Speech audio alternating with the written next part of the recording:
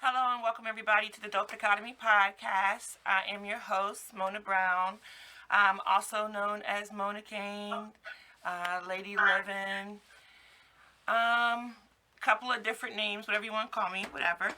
But how's everybody doing out there? Everybody, thank you for watching and for joining us tonight. I have a special guest, Anthony Hunt, today. We're going to find out a little bit about his story and what he's doing around the local area. I hear something. Hold on. Is that my... No, it was mine. Okay. Sorry, I got distracted. I kept hearing something. My bad, my bad. Anyways, let me know in the comments how your week was, all that good stuff. And thank you, everyone, for tuning in. Anthony, thank you so much for being here on the Dope Academy podcast. Oh, thank you for having me. Thank you for having me, Mona. So I see you got a friend next to you, a fur friend. Who's your furry friend? Oh yeah, that's my pit mix presser Oli. He not gonna leave. He loves Zoom, so this gonna be a spot. He likes Zoom? Yeah, anything that I do on Zoom, he gonna be right there. Yeah, I understand. That's really cool, though. So I met Anthony at a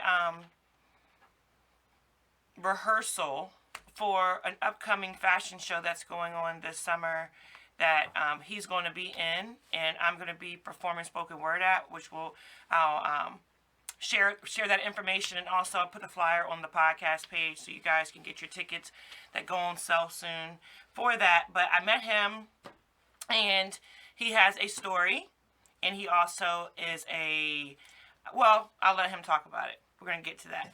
So, Anthony, tell everybody a little bit about yourself. Okay, all right. So my name is Anthony Hunt. I go by Tony.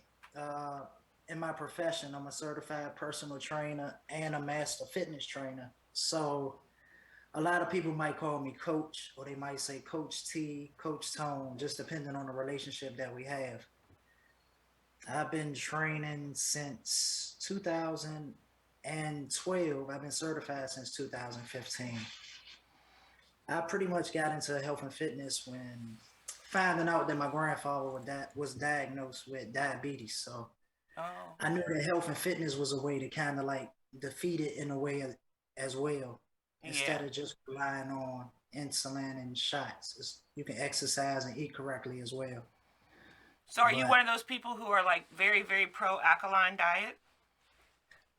no, I say don't beat yourself up. You know, you can still enjoy yourself, but just know your workout level, because the work that you put in will allow you to be able to, treat yourself sometimes, because you do have what is called, some people call it cheat days, but I say it's not cheating. You're enjoying yourself, because when you put that hard work, why not treat yourself periodically? Plus, with what's going on in the world today, they have options that are healthy and taste just as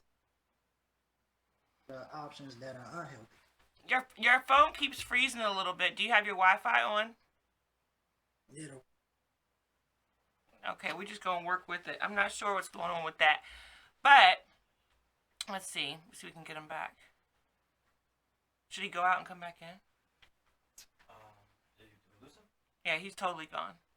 Sorry, guys. Bear with us. Yeah, I think going back out and back in is going to be the only way. Yeah, he's gonna need to come back in because the phone That's was what a happened to little. Candy last time. Yeah. So let's see. I'm gonna tell him to come back in.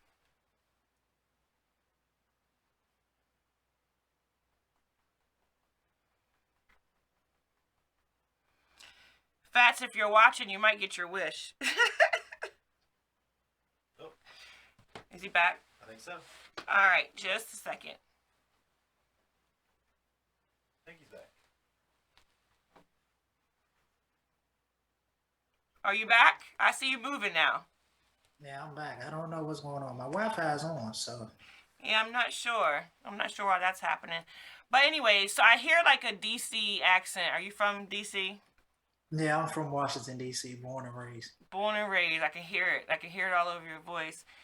So, one thing I wanted to discuss is when I asked for a little bit about your story, you had told me that you had served 13 years. You were incarcerated for 13 years.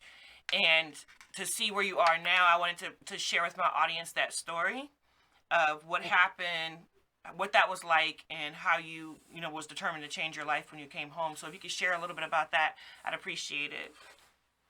Okay, so as far as the situation with my grandfather, the reason I wasn't able to assist him because I chose a different path. I wanted everything fast, so I took that opportunity and said, "Let me decide to sell drugs to see how fast I could do something." And it caused a lot of turmoil in my life. You know, I did a total of 13 years out of my life in prison. Mhm. Started off 3 years. I thought I had all the sense. I ended up getting 4 years. I got out thinking I had even more sense, and then I turned around and got 7 years. So then that was back to back. It's like, so I decided to make the decision to say, what is it that you want to do when you get Mhm. out of here? Even if you had to work for somebody else, what is it that you want to do? And I was like, it was between cooking because I love to cook as well, and I was like health and fitness. I say, but Mhm. everyone needs some type of health and fitness because health and fitness isn't just about physical. You know, it helps with stress, mental health. People with multiple sclerosis need, you know, physical training. Women that's recovering from cancer need physical training. Everyone needs some type of form of exercise. It's not about what you look like on the outside. It's about how you feel about yourself on the inside. And that's what I try to preach the most when it comes to exercising. Feel good about yourself first Mhm. because Yeah. everything else comes. So I got certified. I said, this is what I want to do when I get out. So it started off saying I want to work at a gym. But then I got so into it, studying, learning, exercising, running classes while I was incarcerated. I was like, you know what? It's bigger than working for somebody else. I said, I want to work for myself. So I started saving my money, working for prisons. And if anyone been to prison and you're not making no serious money, it's hard to save, but you know, you do the best that you can. And I did the best that I could to pay for my certifications because it's like a correspondence course. So you have to Mhm. get credits every year. You have to get 2 credits every year to keep your certifications. So I decided to start my LLC when I was released. So B Fox, Nikki B said, "Proud of you, and I need to work out." You said MS, and that's what I have. So I don't know if you know her or not, but she's saying she has MS, and she could probably use your services. So that's definitely somebody you want to check out. That's in the comments. Hey Jesse, good evening, Jesse. I'm sounding like Wheezy. Y'all already know what I was doing.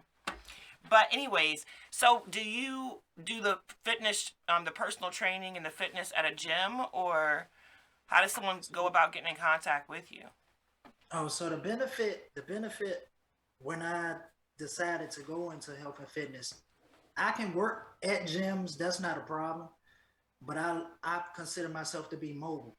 I meet you where you're comfortable meeting me at, whether it be at a gym, whether it be at a park, whether it be at a basketball court. It could be in the grocery store parking lot. I have dumbbells, I have resistant bands, I have punching bags, boxing gloves, mats. I can bring it all to you. It's not really that way. No one has an excuse. All we need is the time and the place. It's not about saying, hey, what do I have to bring? Yourself. Mm-hmm. You know, it's nothing but time and opportunity. So that way I don't leave an opportunity for no one to say, well, this or that. No. Oh, you work right there. I can meet you right here when you get off. So then So that way you when like a you mobile fitness trainer. I like that. I yeah. like that. Mobile fitness trainer. So, in doing that, do you have a focus on the black community and trying to like change our perspective on health and wellness, or is it more of your focus is just for people in general? Because I know that we have specific health issues in our community. So I always wonder, the people in our community who are in that lane, is that part of your focus? So my concept on health and fitness, I always try to adapt it to when I'm giving the examples. If I'm running a class, I let them know like squats is sitting down in a chair and standing up. I try to preach that so it doesn't really have that ethnic background to it. Mm-hmm. To say, hey, it's for this background or this background. I try to teach everyone. Where I currently was residing at in DC, I did do health and fitness classes in the area for the community. I did things for the neighborhood through the ANC directors, when they did have events. Mm-hmm. Uh, I was actually with an organization in DC, We Fit DC. We went to all wards in DC that were impoverished, where the gyms were so far, and gave out free workout classes on the weekends. So Sorry, I you feel know, like I need my water tonight. I could not drink on your episode, but keep going. I do enough to feel, like I'm doing my part. I know I can't do everything. I can give the information. I can do the classes. Currently, I'm now a resident of Baltimore. So with that, I'm getting adjusted to moving into the new house, deciding what I'm going to do with the garage, considering turning it into a location for fitness classes, so that way I'll have a location and I also can be mobile. So that way, Yeah, if you can do anything was both. that, right, anything was ever to happen with what's going on now, COVID, Mm-hmm. the pandemic and whatnot, I can show that I properly clean my things and still have my clients to come because it's all about safety as well. Yes, for sure. How has that impacted your fitness career? COVID. I didn't even think about that, but did you have to take less people on or? Well, what the strange part, believe it or not, I actually profited during COVID because I was my own boss. So where I resided at in DC, I could do one-on-one training, which was on my front porch. Oh, I okay. had a bench. So I had my clients to meet me. So it was easy for me. It had its ups and downs because of my clients and their jobs. But for me, it was easy. I had contracts with Baltimore schools doing virtual classes. I have clients doing virtual classes. So it wasn't that bad. And also, my LLC was actually approved the same day that they shut everything down. Oh, And wow. I said, you have to be kidding me. Like, I'm approved the same day Yeah. that you shut everything down. So I'm like, but it's good. It's good. It wasn't no downside. I didn't feel bad. It was stressful at times, but I made it. And you're also a published model.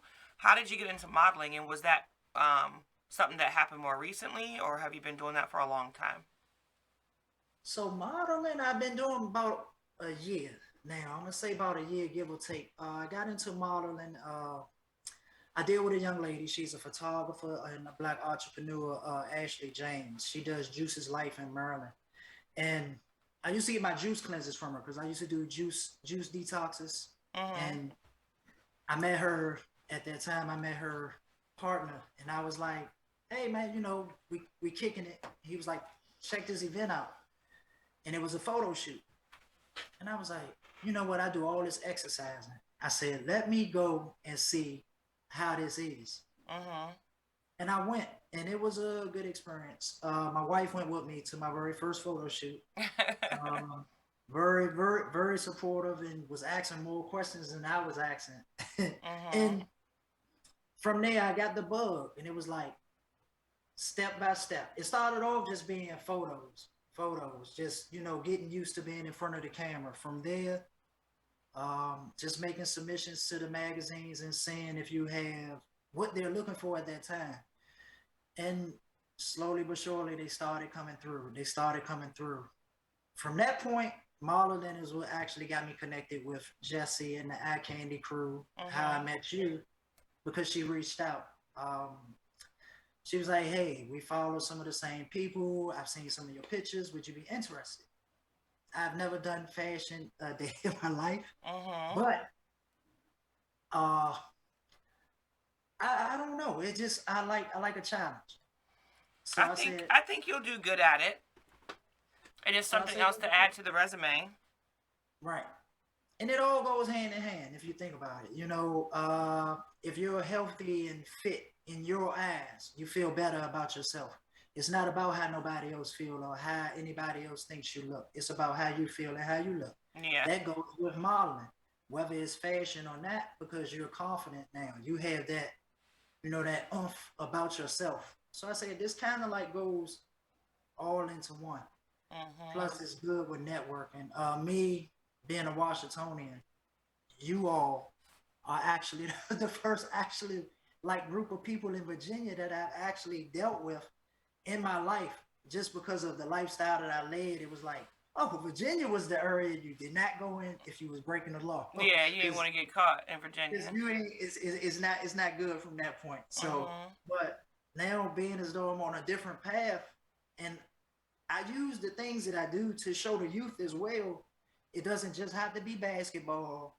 It doesn't just have to be sports. You can have fun at other things as well, to Mhm. show them, you can make your own path. And that's what I like about the Eye Candy crew. Everybody in it, we all work for someone, but everybody has their entrepreneurial goals that they are pushing to reach. Mhm. And that's what I like. Everybody is on something.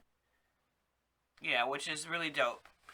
There's so many entrepreneurs in the DMV. It's beautiful. That's why I try to definitely give a platform for people to kind of share what they're about and their stories from the area, because we're just so enriched with so many different great minds and great talents and things like that. So that's definitely what I strive to do on the Dope Academy podcast. Um, so you talked about your background being that you kind of went back and forth, in and out, and then you also were just kind of like chasing that fast lifestyle or whatever. If someone is kind of in that lifestyle and headed that way and in and out of jail and prison right now in their life, like going back and forth, what would you say to them? What did you learn from those experiences? Hey, hmm, this is gonna be a rough one. Okay, I have a lot of things I can say for that, and I'll do it as fast as I can. So you always look at how you're hurting yourself first, because you're taking yourself away from benefiting. I took so much time away out of my life and going to prison. I never had an opportunity to do nothing educational wise or anything that I wanted to do. So I had to find something while I was incarcerated. I had to jump through all of the hurdles to make sure I could take it, you know, through the prison. You don't want to subject yourself to that. Yeah. The way things are going in prisons now, the way that people talk to you, if you think it's crazy in society with what's going on, whether it's black on black, white on black, police or whatever, imagine how it is in prison where certain areas not getting along with certain areas, certain races not getting along with certain races. Your correctional officers bring in personal problems from what they doing dealing with at home, treating you a certain way. That's concerning you. The next thing is look at how you're hurting your family. You're taking yourself away from your family, whether you have children, you got mothers, fathers, whether they biological, adoptive, foster, it doesn't matter. You are hurting somebody. Do you care about it? Mhm. You really have to think about that and take it into consideration. Lastly, I use myself for example. I took myself away from my oldest children uh, and my grandfather. So all that time that I missed out of those years in prison and missing that bond, I lost my grandfather in 2021, New Year's Day. Mhm. So I missed basically 13 years from spending time with him. My son was killed at 19 years old the following month on February 19th. I'm so So I sorry to missed hear that. That's two tragic situations back to back. Oh my so gosh. I missed all those years out of his life because of prison. So I wasn't there to try to guide him. Not saying that being there would have changed the path that he chose, but at least to just be there, to Yeah. build some type of bond. Uh, you know. Then I have my oldest daughter who is not doing the things that she's supposed to do. So I am now raising my grandchildren. So I have my grandson and my granddaughter who is in my custody. So I'm raising them at the same time. And then my wife is due in April. Oh So wow. and then I'm trying to, build a brand. So it's Congratulations on not. that, by the way. Thank you. Mm-hmm. So the same stresses that you will face while you're in prison, you might as well just get, I just say get a life that you want. You're gonna have the same stress. So Yeah. you might as well do it on your time in society Then instead of society's doing it on time. somebody else's time, because they gonna control your time. If just to look at it in layman terms, you know, it's easier said than done. I could sit here and get advice all day, but at the end of the day, for those that do decide to make those wrong choices, you're gonna make those wrong choices for the consequences. Yes. It's not it doesn't feel good at all. When you start losing those, and I can just imagine I was home, so I can't even I can, but I can't imagine the people that lose those that they love while they incarcerated. Mm-hmm. Man, so I have a brother who is serving 16 years. His name is Eric, and we had already lost a brother, our oldest brother, when I was in high school years ago. And 2 years ago, we lost another brother, Antonell, and I went up, went back and forth with the prison and tried to get my brother to come home, and they would not let him come to his funeral. That's the type of stuff he's talking about. Like, you can lose people, and they may not let you come home, and you have to mourn that loss. And what can you do? I can't even imagine what that's like. But it's definitely not a sweet situation. You know. So I thank you for your story for sure. You will be able to see Anthony Hunt, like I said, at, I'm going to get the information for you, the Eye Candy Fashion Show, which I'm going to go ahead and put the post up on the podcast page so you guys can see what we're talking about. It's the Redemption of Eye Candy Fashion Show. I think this is the third installment. yep. I think they've had eye candy shows before, if you're familiar with those and you've been to those. And this new one is the Redemption of Eye Candy. It's July 16th, 2022. It's going to be held at the Dominion Raceway. Doors open at 3 p.m. The show starts at 4. There's going to be vendors, models, of course, performers, spoken word artists, rappers, things like that. And then after, there's going to be an all-white affair, all-white after party, which if I'm there, I'm going to be there. So, come holler at your girl. Come see Anthony, but remember he's married, y'all. Don't be thirsty. He's good husband, good man, right? Anthony, thank you so much for being on the podcast. Is there anything you want to share with the audience about you trying to build your brand and anywhere that they can follow you, anything like that?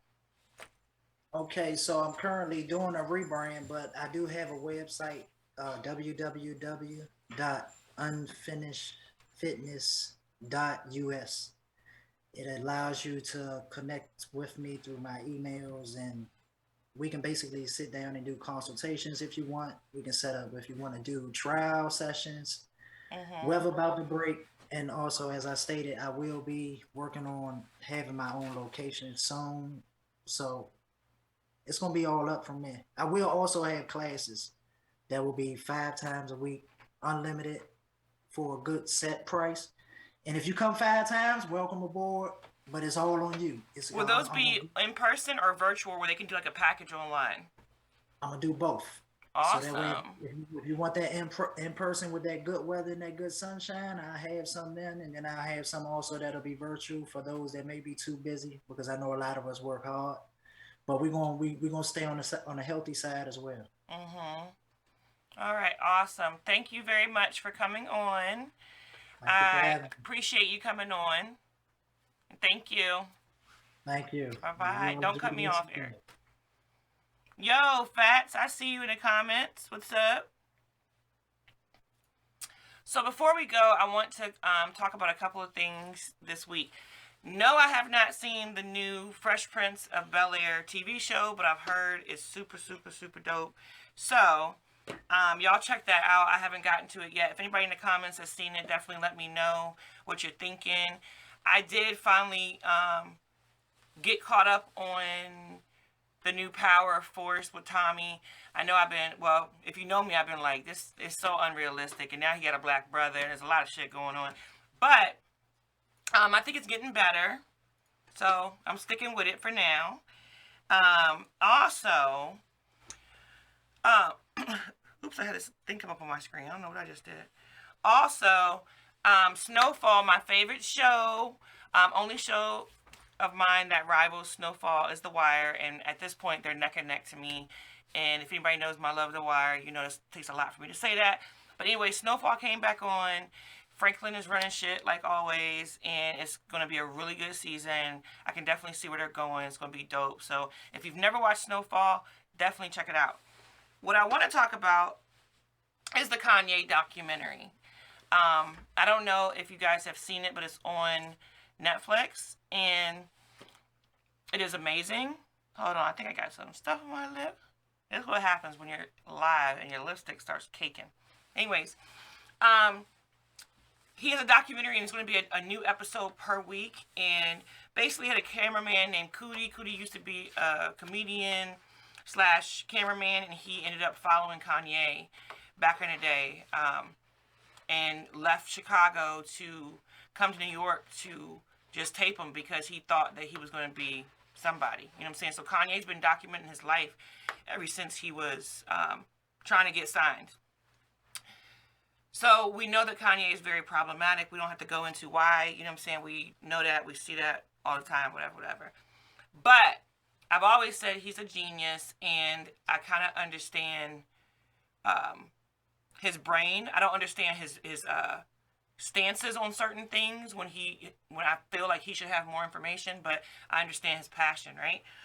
That documentary only has 2 episodes so far, and it is so inspiring to know who he is today, to know what he has accomplished, and I always heard that, like, you know, people kept counting him out and they wouldn't do this, and I've heard Dame Dash talk about it, but to see footage of people like sunning him in recording record labels, or he's so passionate with these songs that we know that are classics now, and they're like looking at him like, what? You know what I'm saying? And to see him not give up, and to take these L's, and his mom sit there and build him up, and to also like get background on why he is so braggadocious, because everybody didn't believe in him, but he always had to believe in himself. It's very inspiring. Even if you don't rock with Kanye, like, it inspires you to not wait for anybody else to believe in your dream or believe in yourself. And I'm all about that. You know what I'm saying? You got to believe in yourself no matter what. Which is why I like to feature entrepreneurs, local artists, things like that, because you don't know who the next Kanye is. You don't know who the next Jay-Z is. You don't know who the next Oprah is. You really don't. You can see a glimmer of something in someone, and then every blue moon you get someone where you're like, yeah, that's a star. Like, if that was really cultivated, that's a star. But either way, wherever people, you know, want to reach their dreams in this world, we'll have people who, like, you know, beat you down and tell you can't do something because they didn't do something or whatever. So if you're kind of going through that at this moment, I think it's a really good documentary to go through. So watch. And especially if you've been grinding at something and you don't feel like it's where you want it to be at this point or whatever, it's really good to watch it, because nothing really happens overnight for most people, and it takes a lot of hard work.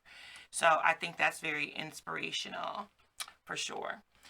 Anyways, thank you guys for tuning in to the podcast this week. I hope you have a great week. Thank you from the Dope Economy Podcast and Fredericksburg Public Access Radio. Bye.